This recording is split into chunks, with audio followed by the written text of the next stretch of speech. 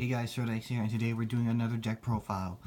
This time, as you can see by this sleeve, and because of the case opening last week, we're gonna do a deck profile on Ahsha, Plant Waifu.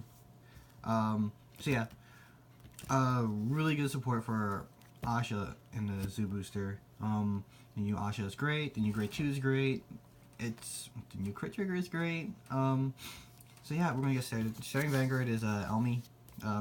That hasn't changed in like forever. I know people will kind of try to run the new Ozu, but I think this one is better. GB1 put into Soul. If you have a Ranunculus Vanguard, choose one of your rear guards and clone it basically, and then it returns to your hand at the end of turn. So yeah, really good starter for Ahsha. Nothing much else to say.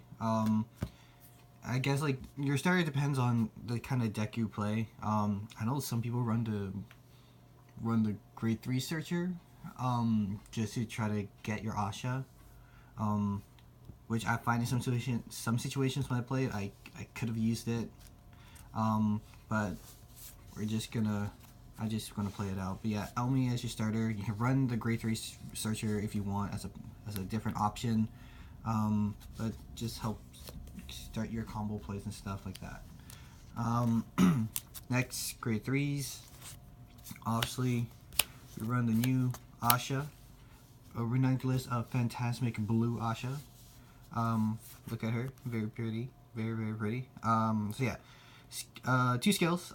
First skill, at the beginning of your ride phase, you can choose one card from each of your circle other than Vanguard and your drop zone. Put them in the bottom deck in any order. If you put two cards, you draw a card and choose up to one of your cards in your hand and call it to rear guard. So yeah, since it targets circles, you can actually send back lock cards. So that's already a counter to Link Joker.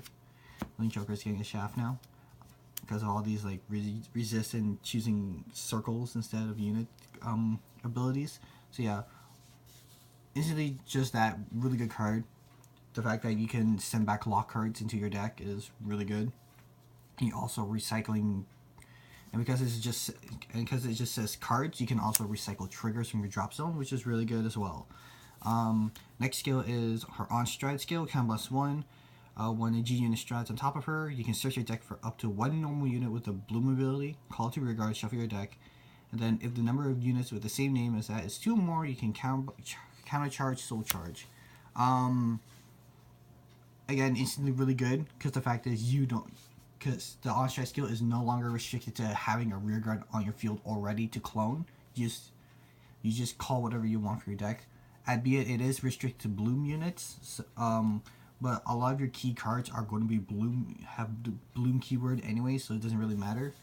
And then you got your counter charge and soul charge, which is really nice because this deck does go through a lot of counter blasts.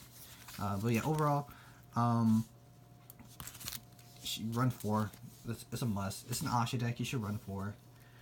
And now, the backup Grade 3, I've seen the Sunflower combo. Still, some people run. I know that I see one of my friends is playing the pure 8 Ahsha, 4 blue, 4 searing. I play it for Ennis. Yeah, I brought her back. It's just Ennis has, I feel like I like Ennis more than the running the old Ahsha. I'm too lazy to try to find what she does. But anyways, I run Ennis. So 2 skills if you don't remember. First skill on ride, counter blast, soul blast, check top 5 or Bloom unit, add to hand. Simple enough. The other skill is what I use her for. Her Bloom skill. So GB1. When another copy of her has been placed onto the rear guard circle, you choose up to 5 copies of her, and then they get the skill that at the end of turn they return to deck. You bot deck it, you check top 5 for a Bloom unit, add to hand, and then shuffle your deck. So you can essentially just try to fish out any of your key cards that has Bloom. So your Grade 2 Kera, your Grade 2 Noelle, Grade 1 Diane, your PG because your PG has Bloom. So yeah, she's very versatile. I like it, and she helps fish out for any of your either your key card or you're trying to fish out your PG. The only sad part is you don't want to ride her. I swear to God, there's just so many times I've rolled her and it hurts because I didn't even have a strive fodder to try to find a blue Ahsha, so I was end up sticking with Ennis. So again, blue Ahsha is your ideal ride, and it's not so much. Yeah. Onto grade 2s. Obviously, run 4 Kera. The retrain, which was the 10k vanilla back in the trial deck, the very first trial deck. Now she's a lot better, like really good. Her skill is just a lot similar to Diane, the grade 1. At least the first part is. Her first skill is that if you have a Vanguard with Ranunculus in its card name or a Bloom ability, she becomes a 10k body and she has resist. So already pretty good. Already shuts down like Kagro, any card that targets a unit. So yeah, already that's a good start for Neo Nectar. They needed a lot of resist stuff because they are a rearguard reliant deck for the most part. And then her second skill is Bloom. Once per turn, generation pick 1. When another copy of Diane or a card with the same name as Diane is placed onto the rearguard circle, until end of turn, she gets 10,000 power and boost. So a 20k attacker or booster, which is really nice. Obviously, you should run for her. And the fact that you can recycle her back into the deck through like through Ahsha and other stuff is pretty nice. Next, for Sharl, the triple rare from BT12, yeah. The grade 2 lineup is kind of open for debate. I've seen a few people run like Kera for sure is a staple in your grade 2 lineup. Then the other grade 2 spots are kind of like mishmash, whatever you like. Depends on if you want more power or you want more attacks in. For me, I want more power, so I run Sharl instead. Sharl's skill is the second skill is Bloom, generation pick 1. When another copy of her is placed onto the rearguard circle, choose one of your rearguards until end of turn. Choose one of your rearguards until end of turn. It gets 4,000 power and boost. So again, just to have like big numbers, so have like a grade 2 that can boost from the back row. It's pretty nice. Yeah, just swing with big numbers. And then her first skill is when you have a Ranunculus Vanguard and she attacks a Vanguard, you can check the top 7 cards, call up to 1 card with the same name as one of your rearguard, and call it to an open rearguard circle, and then shuffle your deck. So essentially, just to get more attacks in, or try to proc off a Bloom if you can. But yeah, for Sharl. And lastly, I run 3 of this girl. Purcell. I know people might. I know some people might say, "Oh, why not run Theria? Theria can help proc off your Bloom stuff," which is true. It's just honestly, it's just up to preference. You can also run Noelle, the attack from back row, if you want to have more attacks in. For me, Purcell, she kind of. It's for the early game for Purcell. So Purcell, Bloom skill is not generation break restricted, and it works on Vanguard or rearguard circle. So the skill is that when another copy of her is placed onto rearguard, you can counterblast 1 if you do draw a card, and then if you have a grade 4 Vanguard, she gets plus 8k power. It's just, again, I'm only using her for the early game, for the fact that if I place her on Vanguard and then call another copy of her onto rearguard, I can essentially draw a card to try to build my hand size. So yeah, early game draw is pretty nice, though. People might say the counterblast 1 is kind of iffy about that, just to draw a card. But you have counter treasure, so that's fine. But yeah, I run 3 of her. I want to bump her up to 4 and drop 1 of my grade 1 lineup, which I'll point out later. But yeah, again, like the grade 2 lineup is pretty like, you can do whatever you want with the grade 2 lineup. It depends on what you want to do. Yeah, so Kera's obviously a staple 4, and then you can either run Noelle, Sharl, or Thuria, or you can run this girl just for that early game push for a draw. But yeah. On to grade 1s. Grade 1s are a little bit more... Grade 1s are a little bit more tight on choices instead of, like, not as much as the grade... Like, it's not as open to, like, debate as much as the grade 2 lineup. Because the grade 2 lineup has, like, a lot of good cards. Grade 1s, you're kind of stuck with whatever you have. Obviously, you're going to run 4 Strife Fodders. Yeah, hot stamps. Yeah, 4 Strife Fodders, obviously, because you want to shine this deck. And because I am running Ennis, you kind of want to make sure you also, like, hit your grade 3 ride, which is Ahsha. But yeah, 4 Strife Fodders, nothing much else to say about that. For Diane, again, another staple card you should have in your grade 1 lineup. Should be a 4 of. Her first skill is just like Kera. If you're a Reclamation Vanguard or a card with a Bloom ability, she becomes an AK body and resist, so which is nice. And then her Bloom skill, once per turn, when another copy of her is placed on the rearguard circle, or a card with the same name as her, I'm pretty sure someone's gonna nitpick that. So if another card with the same name as her is placed on rearguard, she gets 10k power, and then at the end of the turn, you may Soul Blast 1 to return her to hand. Pretty nice.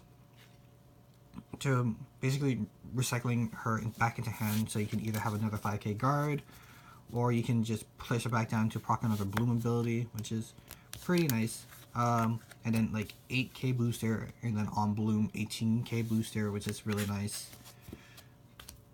To Leslie, this is the card I was talking about dropping to 1. She has the Bloom skill that if another copy of her is placed onto rearguard, you can Soul Charge 1. But I'm pretty sure a lot of people are playing this card for her second skill to have more multi-attacks. So Soul Blast to retire this unit. At the end of the battle, that this unit boosts a unit with a Bloom ability, you may pay the cost. If you do, search your deck for 1 card with the same card as the unit that she was boosted, and call it to rearguard and shuffle your deck. So basically, just to have another attack in. But yeah, I might drop her down to 1 and add another grade 2 slot, but again, it's totally up to you. You don't even have to run her if you don't like her. I'm pretty sure there are other, like, you could probably play Sweetberry. I think that was that other card I played before. But yeah, finally the PGs is up to debate too, depending on your grade 3 lineup. I run 3 of Lilga, the old PG that if she blooms on rearguard, you can counterblast 1 to put them all back into hand.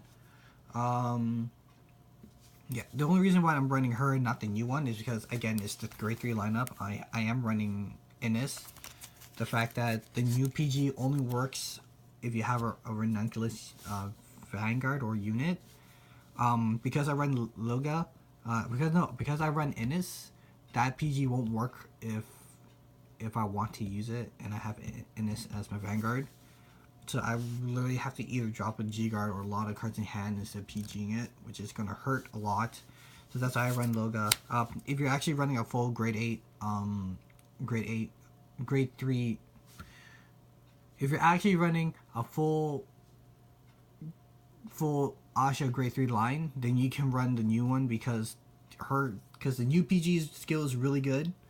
For the fact that you can recycle Bloom units from your drop zone to your hand. Because I'm not, I'm running Lilga. You can also search her out with Ennis, so it's pretty nice. Final trigger lineup. For Ahsha crits. For Rachelle, because she counts as a normal unit, so you can recycle her with Inverno. No more stands in this deck. 4 draws.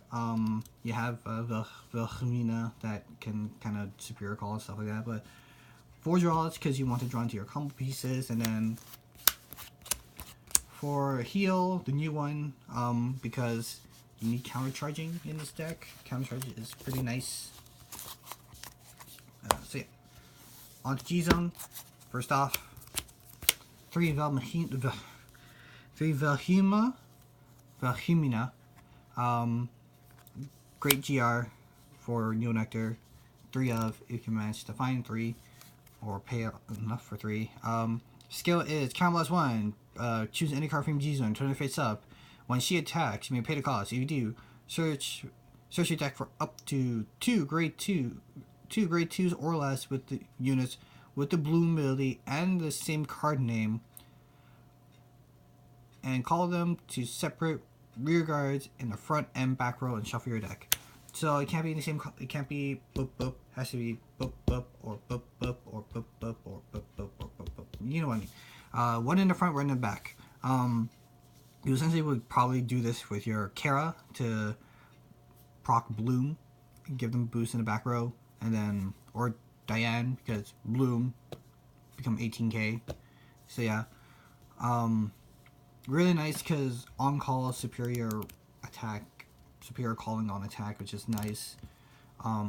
Just add a lot of pressure. And then her GB3 skill is your rear guard, your front row rear guards gets 5k in a crit on GB4. I think I said GB3, but it's GB4. GB4, your front row rear guards get 5k in a crit. So essentially, on your second stride, you'll be swinging. Your rear guards will be swinging with a crit, which is pretty nice. Adds a lot of pressure, especially if you have 4 Keras and your 4 Keras that can boost. That's a 45k line before triggers. That's pretty scary. But yeah, 3 Valhumina. She's a really good card. I'm still running Selfina. I don't really use her that often. But because of Valhumina, I feel like she with the new support she gotten a lot better. Selfina. Skill is act once per turn. Not Generation Break restricted. I'm tired. Choose a face down card for your G zone, turn it face up.